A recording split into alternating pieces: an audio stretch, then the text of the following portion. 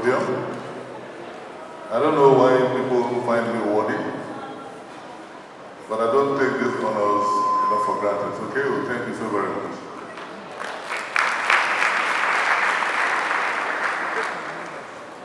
And I would like to say very quickly, without more, that I'm very proud of what you're doing in Port Harcourt. You're giving to Port Harcourt what governments should give to Port Harcourt.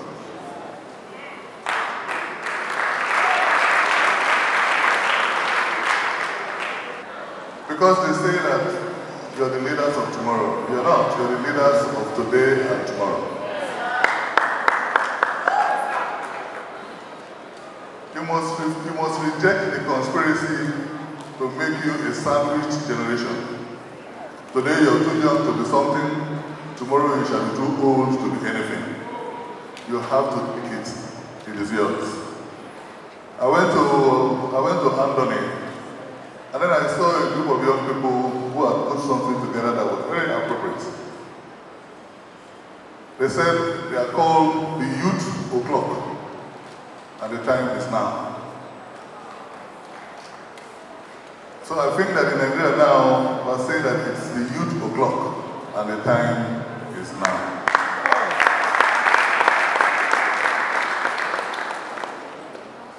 You must be tired of politicians standing in the way of your dreams. You must have a dream and believe in that dream.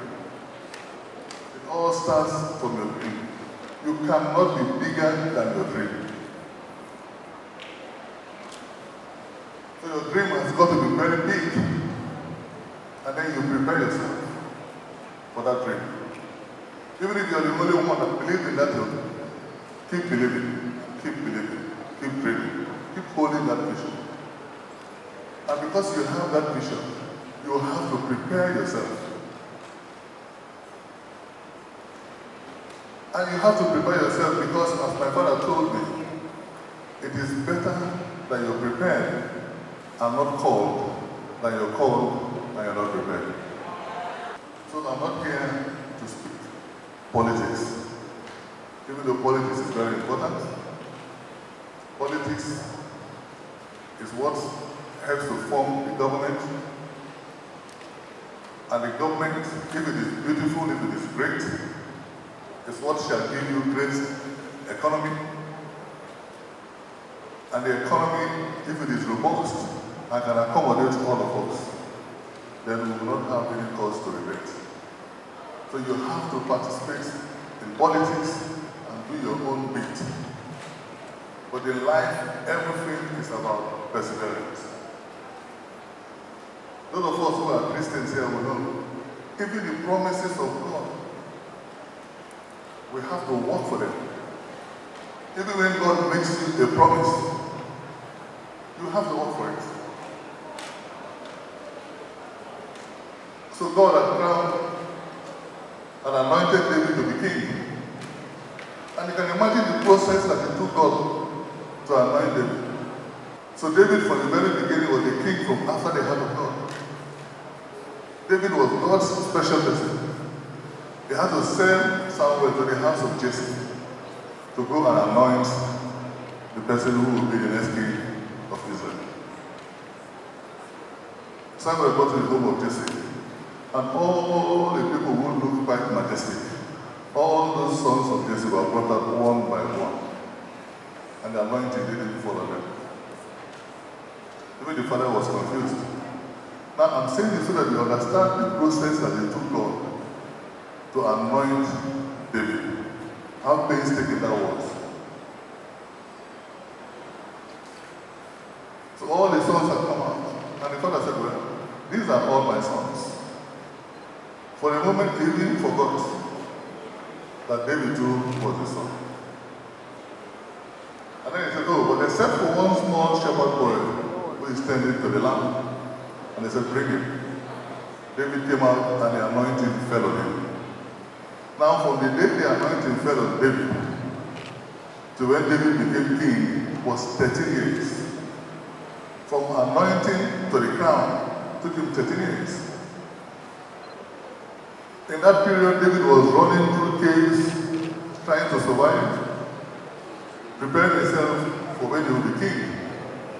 So that was the promise of God, that I am going to give you a king from after my own heart. So David was already known to God, yet David had to walk before he was able to access the crown, which is what everybody who has spoken here had said. Perseverance, preparation, prepare yourself. Even when God promised the children of Israel Canaan, I'm giving you a beautiful land called Canaan, they had to walk through the wilderness to get to Canaan. So for all of us who desire the great life, and you're all deserving of that great life, it cannot happen if you're not prepared to play your own part. So at this time, we have an opportunity.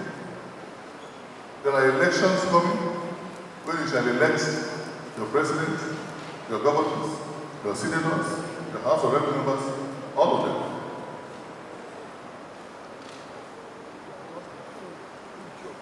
Do not vote for anybody because you know him or you know her. That's not enough. You've got to be selfish about it because it's about you. See, the thinking that if somebody says, I want to go to the House of Reps, support me to go to the House of Reps, what comes to your mind is that the person is saying to you, help me to become a big man. But if you bother to think that what it means is that he is saying that send him to the House of Reps so that they shall go there and give you effective representation. Once you realize that that is what he's asking, then you ask yourself, can he truly give me effective representation? Because it's about you. He's going there to work for you. So you must have that consciousness that he's going there to work for you. So yes, I may be your friend, I may be your brother, but the most important thing is whether or not I have the capacity to grow the institutions of state. It's whether or not I have the capacity to expand the economy to accommodate all of us. It's whether or not I have the disposition to spread opportunities to everyone. These are the things that are important. The persons we elect into positions must have both the head and the heart to work for you.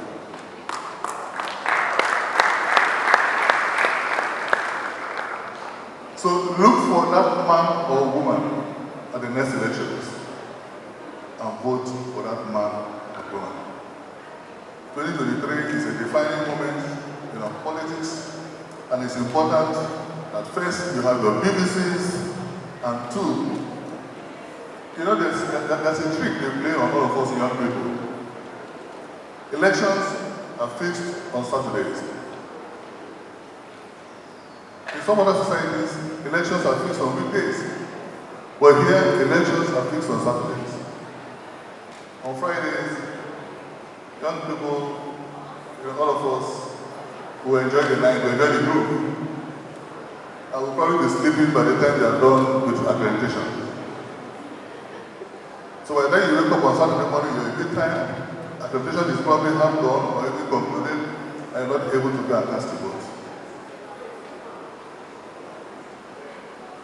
Don't worry. The next elections too will be fixed to take place on Saturdays. But what you must do is endure that Friday night and don't go to that 9 o'clock. So that you'll be strong. You wake up and be the first person to get to the polling unit because you want to cast your vote for the sort of future that you want.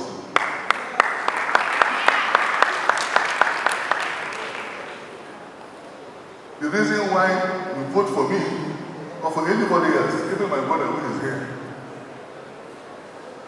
must be that you are seeing him as a trusted vehicle through which you can also realize your own aspirations for yourself. So end of the day, it's still about you, and not about me. Forget about those men and women whose names shall appear on the ballot. It is about you. And so you must take it upon yourself to do that which you have to do for yourself.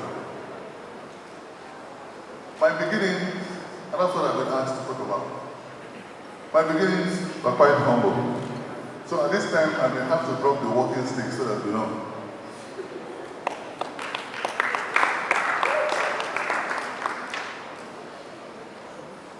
I grew up just like every one of us here. In fact, I want to challenge some of us who are here, that your backgrounds, you are probably even richer than my background.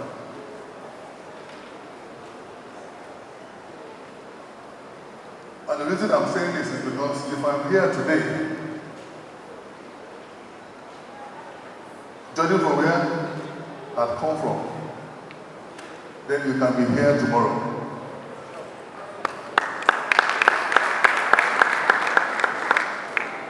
You can be here tomorrow. You can even have a much bigger platform than this platform tomorrow. There is nothing limiting you. When you heard Hilda speak here, he said all of us are creative. All of us are talented. There is something God has put in each and every one of us.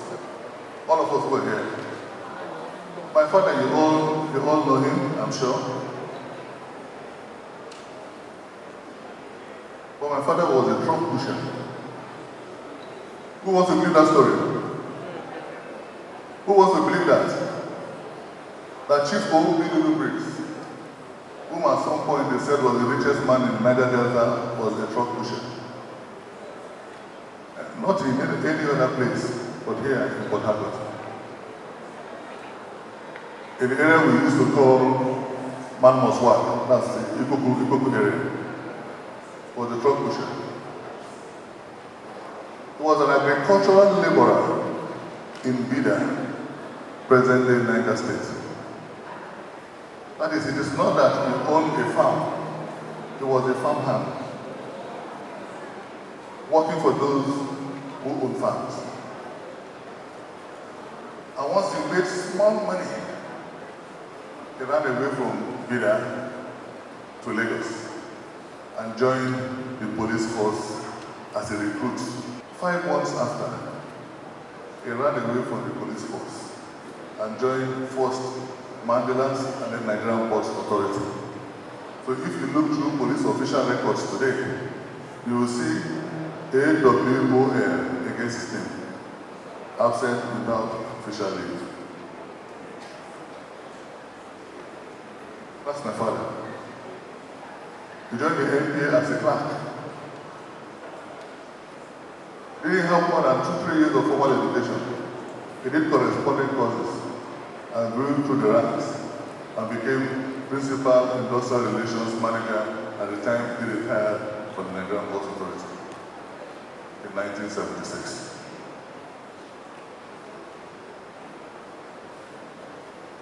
So I am the son of that man, of that truck pusher, of that agricultural laborer, of that police recruit, of that clerk. And life was difficult. My parents were separated when I was like 3 or so months old. And they took me from Lagos, where I was born, straight to Abonima and Buguma. So I was running around in our local communities. And then my grandmother took me to go stay with her at Job. We all know where Job is.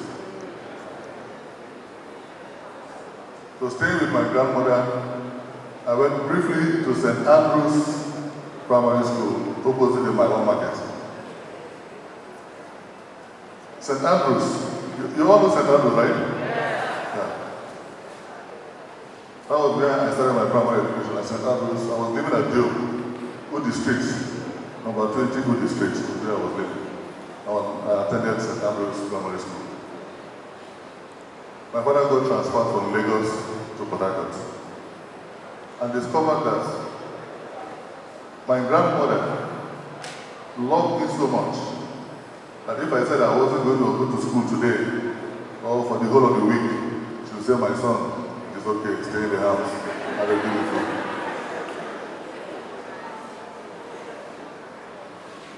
So my father realized that I was going to be a very useless child. And then he came and forcefully took me away from the love and satisfaction, whether it was comfort or not, but for me it was satisfaction that I was getting in the home of my grandmother. And took me to go and stay with him at Kapna Street in Borigri, the back streets of Port Harcourt.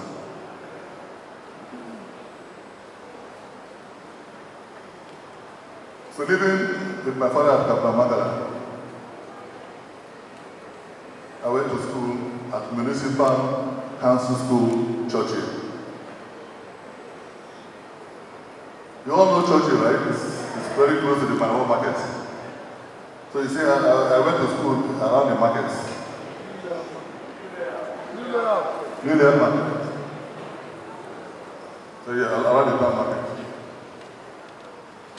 And then when we were there, my father heard that Township School, Moscow, was the best, or one of the best primary schools. And then he had to go and beg the teachers to see if they would take his son. And they took his son. And I went to Township School. But then I had to trek from Kapna to Township School every day. And then trek from Kapna to Township School in Moscow back to Kapna. So they thought that maybe it would be better if I went to stay with my mother. Now, if my father's case was bad, my mother's case was worse. So I went to live with my mother at Agri Road. And from there, I would trek to school in Moscow Road, which was nearer. But my mother's case was bad. So that every day after school, and this is primary school, every day after school, not what you have today, things have become a little bit mechanized. They put a big basin on my head,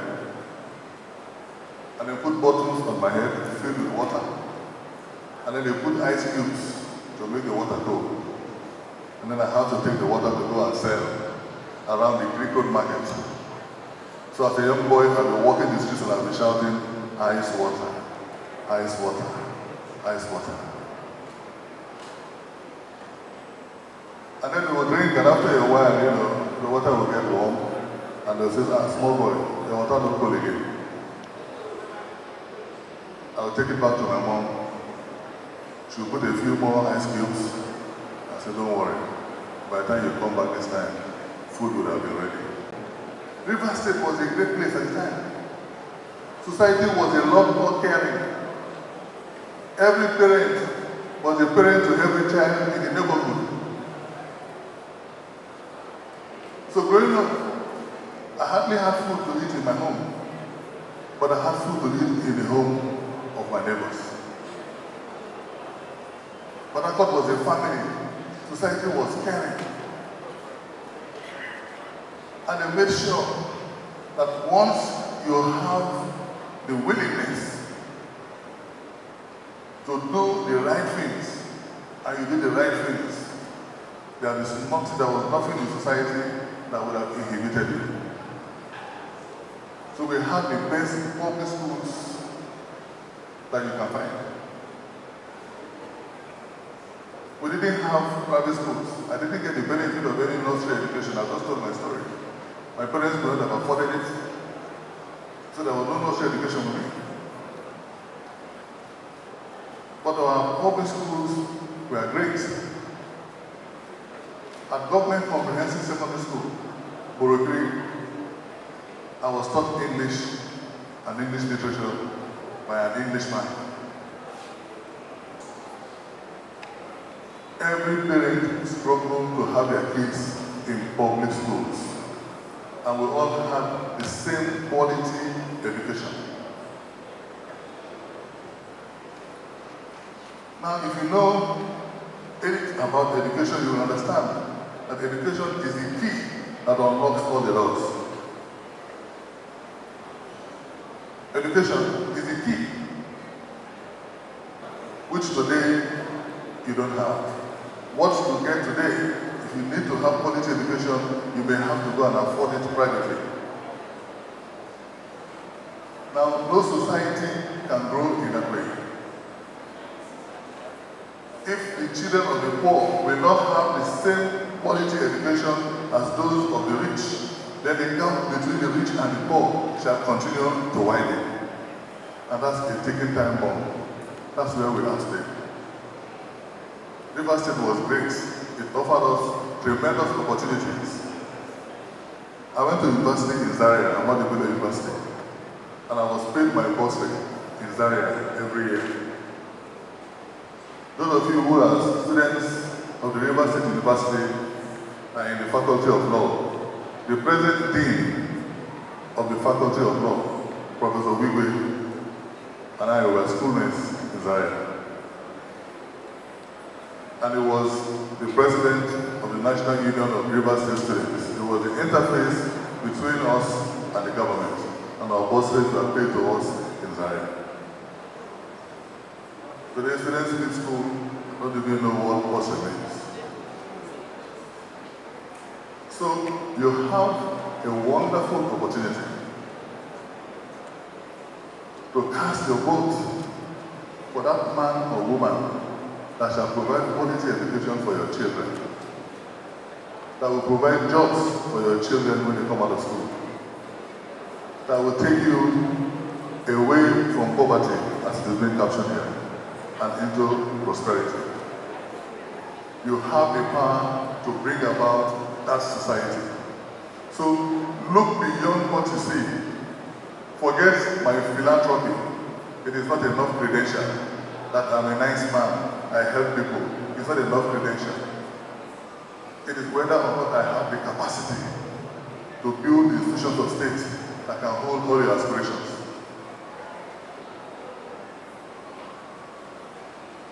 That's what was important to you.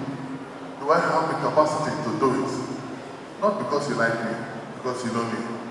Because it's about your future. You're going to cast your vote for the sort of future that you want. All of you are young men here. You're upwardly mobile. For the comfort of your telephones, you can experience the entire world. And you want that to be your reality. And you have to work for that reality. Which means you have to endeavor to register. Endeavor to come out and cast your votes. Endeavor to wait to see that your votes are counted. So that you can get that government that shall put you first.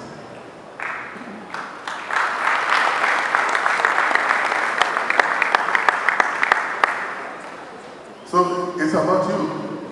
It's about you. The next election is your opportunity to carve for yourself that future that you so desire. What do you envision for yourself? Do you want River State to be? What is going to be your own country?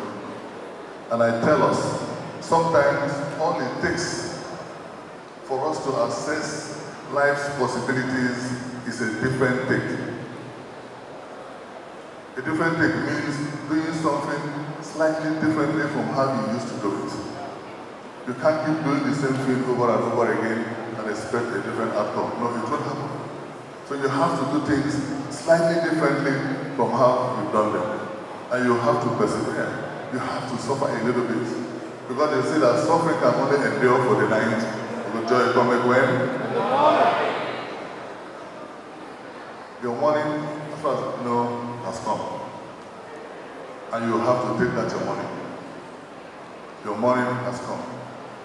I don't seek to have this platform so I can speak so much grammar. But I am very passionate about who you will become tomorrow. That I need to remind you that you have to prepare yourself for the opportunities that are coming. The whole exuberance of the American economy, I've always said it wherever I went. The whole exuberance is propelled by just three inventions: the computer, the microchip, and the internet. We are hopeful that the next big inventions will come out of our young people who are here.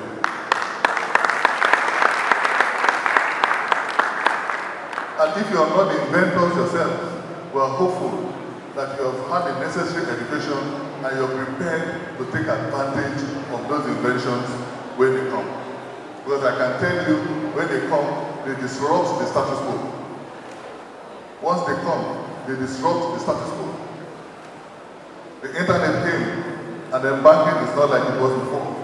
You have retail banking. You can stay in the comfort of your home and buy goods in America. That's the internet. It came, and people took advantage of it. Social media came, and it distorted newspapers. People don't even buy newspapers anymore. So the next big inventions, as they come, they shall disrupt the status quo. You have to be prepared to take advantage of those inventions when they come. Better be prepared and not called, than be called and not prepared.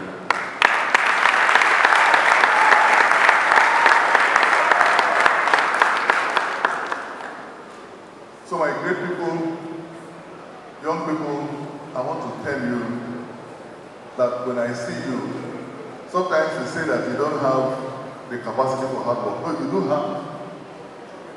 And you're living on strong in so many ways. I believe in your generation. Your generation is even more talented than my generation, I'm telling you. Because when we were in the universities, if we had first class, the entire time I was in Zaria, reading law, we had only one first class in 4 years.